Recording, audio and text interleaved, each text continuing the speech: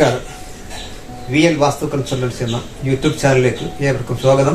ഇന്ന് ഇവിടെ പരിചയപ്പെടുത്തുന്നത് 47 കോൽ ചുറ്റുവരത്തക്ക വിധമുള്ള വടക്ക് ദർശനമായിട്ടുള്ള ഒരു ചെറിയ വീടിന്റെ പ്ലാനാണ് ഇന്ന് പരിചയപ്പെടുത്തുന്നത്. 47 കോൽ ചുറ്റാകുമ്പോഴേക്കും അത് പഞ്ചയോനിയിലെ ഗണിതക്രിയയിലാണ് നമ്മൾ ചെയ്യുന്നത്. അതിന്റെ ദീർഘം വരുന്നത് 13 കോൽ 15 അങ്കുലവും വിസ്താരം വരുന്നത് 9 കോൽ 21 അങ്കുലം വരത്തക്കമാണ്. അങ്ങനെ വരുമ്പോഴേക്കും അതിന്റെ ചുറ്റ്, അതായത് എത്ര സ്ക്വയർ ഫീറ്റ്, 790 സ്ക്വയർ ഫീറ്റ് വരികയും 47 കോൽ ചുറ്റ് പരിമിതപ്പെടുത്തുകയും ചെയ്യുന്ന ഒരു ഗണിതക്രിയയാണ് ഇന്ന് നമ്മൾ പരിചയപ്പെടാൻ പോകുന്നത്. ഇതിന്റെ ദീർഘം വിസ്താരത്തെ പറ്റി പറഞ്ഞു. അപ്പൊ ഇതിന്റെ ആയം വ്യയം ഏതൊരു കണക്ക് നമ്മൾ പരിശോധിച്ചാലും അതിന് എപ്പോഴും ആയം കൂടിയിരിക്കണം, വ്യയം കുറഞ്ഞിരിക്കണം. ആയം എന്ന് പറഞ്ഞാൽ വരവ് കൂടിയിരിക്കണം. ഏതൊരു ഗണിതക്രിയയുടെയും ജാതകം നമ്മൾ പരിശോധിച്ചാൽ, ജാതകം എങ്ങനെയാണ് പരിശോധിക്കുന്നത്? ആയാധിക്യം വേദ സമ്പാദ്യം സർവത അന്യത ആപത്തി നക്ഷത്രാധിശപത്വം ജ്യോതിശാസ്ത്രാഭിസവിജ്ഞ എന്നാണ് പറഞ്ഞിരിക്കുന്നത്. എപ്പോഴും ആയം കൂടി നിൽക്കണം. ഏതൊരു ഗണിതക്രിയയുടെയും ആയം കൂടി നിൽക്കുകയും വ്യയം കുറഞ്ഞിരിക്കുകയാണ് വേണ്ടത്. അപ്പൊ ഈ 47 കോൽ ചുറ്റിന്റെ ആയം എന്ന് പറയുമ്പോഴേക്കും 4 കോലാണ് ആയവും, വ്യയം എന്ന് പറയുമ്പോഴേക്കും 1 ആവുകയും ചെയ്യും. ഇതിലേക്ക് കുറെ ആൾക്കാർക്ക് സംശയങ്ങളുണ്ട്. അതായത് എന്തുകൊണ്ടാണ് നിങ്ങൾ ഒരു ചുറ്റ് കണക്കെടുത്ത് 47 കോൽ ചുറ്റായാലും 56 കോലിന്റെ ആയാലും 63 കോലിന്റെ ആയാലും കണക്കെടുത്ത റൂമുകൾ എന്തുകൊണ്ട് ചുറ്റ് കണക്കിലാക്കുന്നില്ല? ഈ ചില ആൾക്കാർ അങ്ങനെ റൂമുകൾ ചുറ്റ് കണക്കിലാക്കി വരുമ്പോഴേക്കും അത് യോനിക്ക് വ്യത്യാസം വരികയും, അല്ല ഒന്നുകിൽ ഗണങ്ങൾക്ക് അസുരഗണം, ദേവഗണം അങ്ങനെയുള്ള വ്യത്യാസം വരികയും പരസ്പര യോനി, ഇപ്പം പഞ്ചയോനിലെ ഗണിതക്രിയയാണ് വരുന്നതെങ്കിൽ ചുറ്റ് പരിമിതപ്പെടുത്തി വരുമ്പോഴേക്കും ഈ കണക്കുകൾ മറ്റുള്ള റൂമുകളുടെ കണക്ക് പരിശോധിച്ചാൽ അത് പഞ്ചയോനിയിൽ കിട്ടണമെന്നില്ല. ചിലപ്പോൾ സിംഹയോനിയിലോ ഗജയോനിയിലേക്ക് കയറിപ്പോകും. അപ്പോൾ ഒരു വൃഷഭയോനി എടുത്താലും ധ്വജയോനി എടുത്താലും റൂമുകൾ പരിമിതപ്പെടുത്തുമ്പോഴേക്കും അത് വൃഷഭയോനിയിലെ ഗണിതക്രിയ എടുത്താൽ റൂമുകൾ പരിമിതപ്പെടുത്തുമ്പോൾ അത് വൃഷഭയോനിയിലെ ഗണിതക്രിയ തന്നെ ആയിരിക്കണം.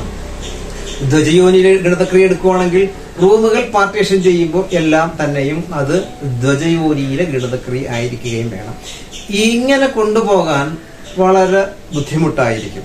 ഇപ്പൊ നമ്മൾ 47 കോൽ ചുറ്റ് അല്ലെങ്കിൽ 56 കോൽ ചുറ്റ് അല്ലെങ്കിൽ 63 കോൽ ചുറ്റിനെ പരിമിതപ്പെടുത്തിയാൽ അത് ഓട്ടോമാറ്റിക്കായിട്ട് സൗകര്യപ്രദമായിട്ട് റൂമുകൾ പാർട്ടീഷൻ ചെയ്യുന്നതായിരിക്കും ഉചിതം. അല്ലാതെ ഓരോ റൂമുകൾ ഗണിതക്രിയ ചുറ്റുകണക്ക് വരുമ്പോഴേക്കും യോനികൾക്ക് വ്യത്യാസം വരും, അല്ലെങ്കിൽ ഗണങ്ങൾക്ക് ദേവഗണം, അസുര മാനുഷ ഗണങ്ങൾക്ക് വ്യത്യാസം വന്നാൽ, ഇപ്പം ധ്വജയോനി എന്ന് പറഞ്ഞാൽ ബ്രാഹ്മണത്വം ഉള്ളതാണ്. അപ്പം അതിനകത്ത് മറ്റേ സിംഹയോനി കൊടുക്കുമ്പോഴേക്കാണെങ്കിലോ പരസ്പരം ശത്രുക്കളായിട്ട് വരികയും ചെയ്യും. പരസ്പരം ശത്രുക്കളായി ചുറ്റുകണക്കെടുത്തു എന്ന് നമുക്ക് വാദിക്കാൻ പറ്റും. പക്ഷേ ഈ ബ്രാഹ്മണത്വത്തിന്റെ കൂടെ ക്ഷത്രിയത്വം വരുമ്പോഴേക്കും ആ യോനികൾ തമ്മിൽ യോജിക്കാതെ വരികയും ഇത് പരസ്പരം കലഹങ്ങൾക്ക് കാരണമാവുകയും ചെയ്യും. അതുകൊണ്ടാണ് നമ്മൾ മിക്കവാറും ഈ തരത്തിലുള്ള ഗണിതക്രിയ നമ്മൾ എടുക്കാത്തതും ചുറ്റുകണക്കിനെ പരിമിതപ്പെടുത്തി റൂമുകൾ പാർട്ടീഷൻ ചെയ്യുന്നതായിരിക്കും നല്ലത്.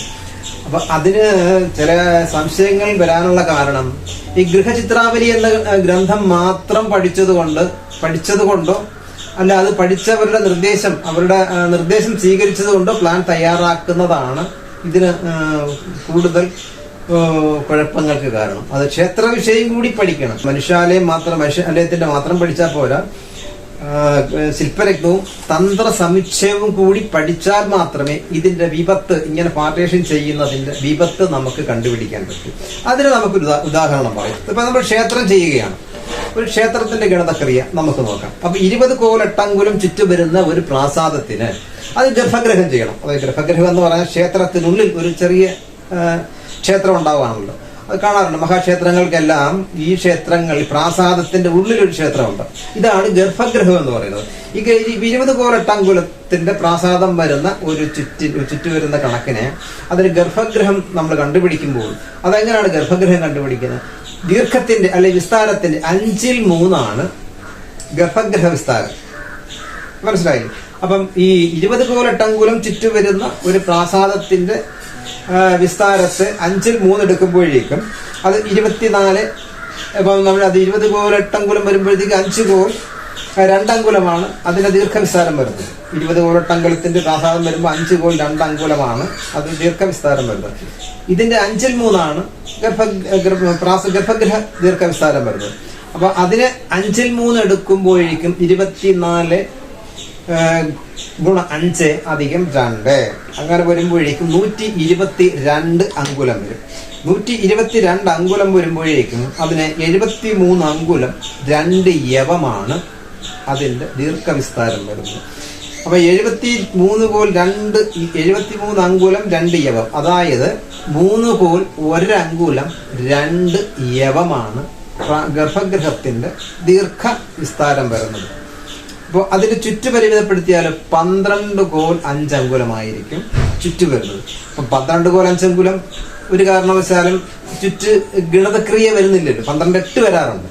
എന്നാൽ ഈ 12 കോൽ 5 അങ്കുലം വന്ന സ്ഥിതിക്ക് എന്നാൽ 12-8 പരിമിതപ്പെടുത്താമെന്ന് വെക്കാം. അപ്പോൾ അതിന് ദീർഘം വരുന്നത് 3 കോൽ 1 അങ്കുലം 2 യവമാണ് ഗർഭഗൃഹത്തിന്റെ ദീർഘവിസ്താരം ഓൾഡ് നിയമപ്രകാരം വന്നിരിക്കുന്നത്.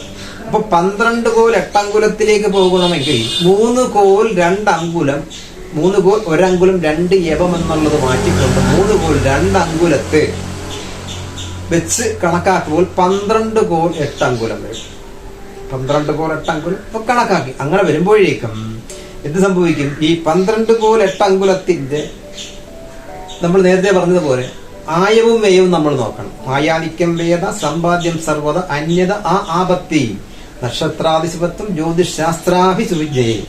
അപ്പം ഇതിന്റെ ആയം വരുമ്പോഴേക്കും 2 കോൽ 16 അങ്കുലം ആയവും 9 കോൽ വ്യയവും വരും.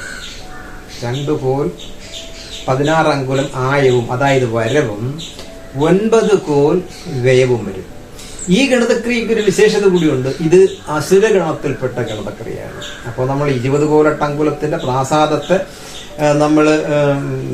പ്രാസാദത്തിന്റെ ഗർഭഗൃഹം കണ്ടുപിടിക്കുമ്പോൾ ഈ ചില ആൾക്കാരുടെ സംശയം പോലെ അതിനെ എന്തുകൊണ്ട് ചുറ്റു പരിമിതപ്പെടുത്തിയാൽ 12-8 ആക്കിയാൽ ഗണങ്ങൾക്ക് വ്യത്യാസം വരും. ഇത് ഒരു കാരണവശാലും ഈ 12 കോൽ 8 അങ്കുലത്തെ പരിമിതപ്പെടുത്തുമ്പോൾ അത് യോനി ഈ വ്യയവും കൂടുതലാണ്, ആയം കുറവാണ്.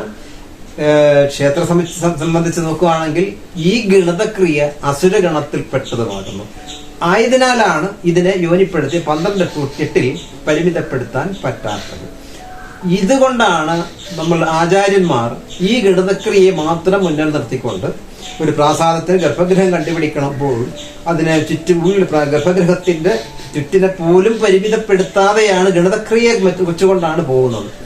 അപ്പോൾ കുറച്ച് മാത്രം പഠിച്ചിട്ട്, അതായത് ഈ ഗൃഹചിത്രാവലി മാത്രം പഠിച്ചുകൊണ്ട് പോകുമ്പോൾ അതിനെയും ചുറ്റിലാക്കാം ഇതിനെയും ചുറ്റിലാക്കാം എന്ന് നമുക്ക് സംശയങ്ങളുണ്ടാകും. പക്ഷെ ചുറ്റിലാക്കുമ്പോഴേക്കും ഗ്രഹങ്ങൾ തമ്മിൽ ഈ ചുറ്റുപരിമിതപ്പെടുത്തിയിട്ടുള്ള ഗ്രഹങ്ങളിൽ അടങ്ങിയിരിക്കുന്ന മറ്റ് ഗ്രഹങ്ങൾ തമ്മിൽ യോജിക്കാതെ വരികയും ഈ ഗൃഹത്തിൽ പരസ്പരം കലഹങ്ങൾക്ക് കാരണമാവുകയും ചെയ്യും. അതുകൊണ്ട് ഈ പ്ലാൻ തയ്യാറാക്കുന്നവര് ഈ തരത്തിലുള്ള 56 കോൽ 8 അങ്കുലത്തിന്റെ 47 ഇനി ഏത് കണക്കിലോ ആയിക്കോട്ടെ, ആ കണക്ക് ചുറ്റി പരിമിതപ്പെടുത്തുമ്പോഴേക്കും ആ ഗണിതക്രിയ ആ റൂമുകളിലെല്ലാം അടങ്ങിയിരിക്കുകയാണ്. അപ്പൊ അങ്ങനെ ഒരു സംശയം നമുക്ക് ആവശ്യമില്ല. ഇനി നമുക്ക് പ്ലാനിലേക്ക് പോകാം. ഇപ്പൊ 47 കോൽ ചുറ്റിന്റെ പ്ലാനാണ് നമ്മൾ എടുത്തിരിക്കുന്നത്. അതിന്റെ മുഖം എന്ന് പറയുമ്പോഴേക്കും വടക്ക് ദർശനമായിട്ടുള്ള മുഖമാണ് എടുത്തിരിക്കുന്നത്. വടക്ക് ദർശനമായിട്ട് മുഖം വരുമ്പോഴേക്കും അതിന്റെ സിറ്റ് ഔട്ടിന്റെ അളവ് വരുന്നത് 365 ദീർഘവും 150 വീതിയിലുമാണ് നമ്മൾ സിറ്റ് ഔട്ടിനെ തയ്യാറാക്കിയിരിക്കുന്നത്. വടക്ക് പടിഞ്ഞാറ് രാശിയിലാണ്, അതായത് വായുകോണിലാണ് നമ്മൾ അടുക്കളയെ നമ്മൾ തരപ്പെടുത്തിയിരിക്കുന്നത്. വടക്ക് പടിഞ്ഞാറ് രാശിയിലാണ്. അടുക്കളയുടെ ഉള്ളളവ് വെച്ച് നോക്കുകയാണെങ്കിൽ 305 ഇഞ്ച് 273 അടുക്കളയുടെ നമ്മൾ കണക്കാക്കിയിരിക്കുന്നത്. പിന്നീട് വരുന്ന 2 കിടക്കമുറിയോട് കൂടിയാണ്. 2 കിടക്കമുറിയുണ്ട്, അടുക്കളയുണ്ട്, ഒരു കോമൺ ടോയ്ലറ്റ് ഉണ്ട്, സിറ്റ് ഔട്ട്, ഡ്രോയിങ് വിത്ത് സ്റ്റെയർ കേസ് ഉൾപ്പെടെയാണ് ഈ 47 കോൽ ചുറ്റ്, അതായത് 790 സ്ക്വയർ ഫീറ്റ് വരുന്ന ഈ കണക്കിൽ നമ്മൾ കൊണ്ടുപോയിരിക്കുന്നത്. പ്രധാന കിടക്കമുറി വരുന്നത് കന്നിഭാഗത്ത് തന്നെയാണ്. കിടക്കമുറിയുടെ അളവ് വരുമ്പോഴേക്കും 305 ഇഞ്ചു, കന്നിഭാഗത്തിലെ കിടക്കമുറിയുടെ അളവാണ് 305 ഇഞ്ചു 274. പ്രധാന കിടക്കമുറി കന്യപഥത്തിലെ കിടക്കമുറിയുടെ അളവ് വന്നിരിക്കുന്നത്. രണ്ടാമത്തെ കിടക്കമുറി ആകുമ്പോഴത്തേക്ക് വടക്ക് കിഴക്കേ രാശിയിലേക്ക് വരുന്ന കിടക്കമുറിയുടെ അളവ് വരുമ്പോഴേക്ക് 365 ഇൻറ്റു 274 കണക്കിലാണ് എടുത്തിരിക്കുന്നത്. അപ്പൊ രണ്ട് കിടക്കമുറികളുടെ കണക്ക് വെക്കുമ്പോഴേക്കും 365 ഇൻറ്റു 274 രണ്ടാമത്തെ കിടക്കമുറി. ആദ്യത്തെ കിടക്കമുറി ഇപ്പൊ കന്യപഥത്തിലെ കിടക്കമുറിയുടെ അളവ് വരുമ്പോഴേക്കും 305 ഇൻറ്റു 274 അളവിലാണ് എടുത്തിരിക്കുന്നത്. ഇതിൽ നമ്മൾ സ്റ്റെയർ കേസ് നമ്മൾ തയ്യാറാക്കിയിട്ടുണ്ട്, സ്റ്റെയർ റൂമായിട്ട് ചെയ്തെടുത്തിട്ട് പിൽക്കാലത്ത് അത് രണ്ടാം നില ചെയ്യുന്ന തയ്യാറെടുപ്പോട് കൂടിയാണ് നമ്മൾ ഈ പ്ലാൻ തയ്യാറാക്കിയിരിക്കുന്നത്. അപ്പം 47 കോൽ ചുറ്റിന്റെ ഒരു ഗണിതക്രിയയാണ് നമ്മളിന്നിവിടെ പരിചയപ്പെടുത്തിയിരിക്കുന്നത്. അപ്പം ശ്രദ്ധിക്കുക, ഈ റൂമുകൾ ചുറ്റളവിലാക്കാൻ ശ്രമിക്കുകയാണെങ്കിൽ അത് പലതരത്തിലുള്ള വിപത്തുകൾക്ക് കാരണമാകും. അപ്പം ഏകദേശം നിങ്ങൾക്ക് മനസ്സിലായിട്ടുണ്ടാകും തോന്നുന്നു. മറ്റൊരു വീഡിയോയുമായിട്ട് വീണ്ടും കാണാം.